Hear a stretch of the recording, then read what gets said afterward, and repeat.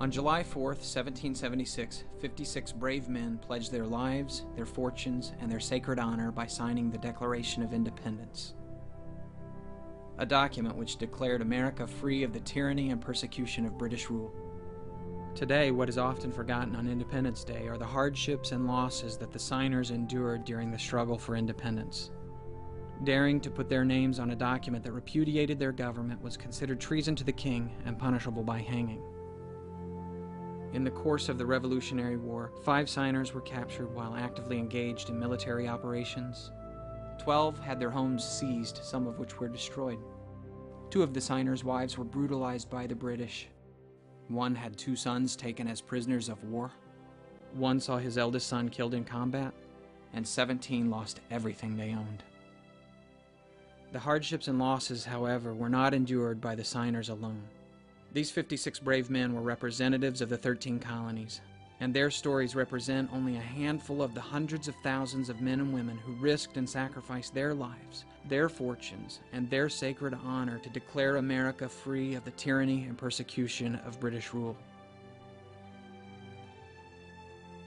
The belief and declaration that all men are created equal, that they are endowed by their Creator with certain unalienable rights, has been the great heritage of our nation.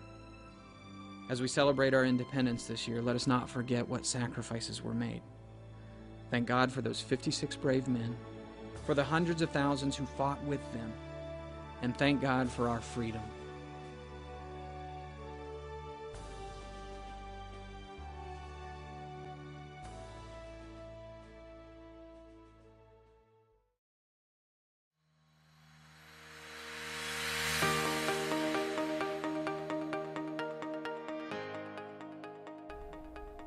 Good morning, Bethlehem. Good to see you here in worship this morning.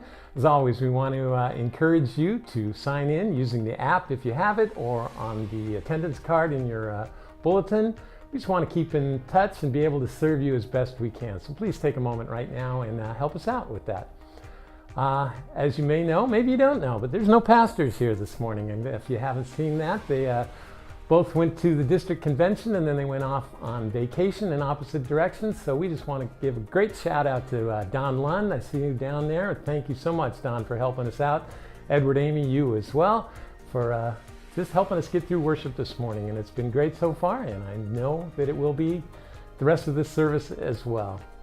Also want to thank everybody who was involved with the Summer Bash a couple nights ago. A great opportunity for Bethlehem to get out into the community and share the love of Christ, and just serve our neighbors. And so again, I want to thank you to everybody who was a part of that. And then this week, 4th of July, so we got some modifications to our schedule that I want to tell you about. The Women's Bible Study on Wednesday morning will not be meeting.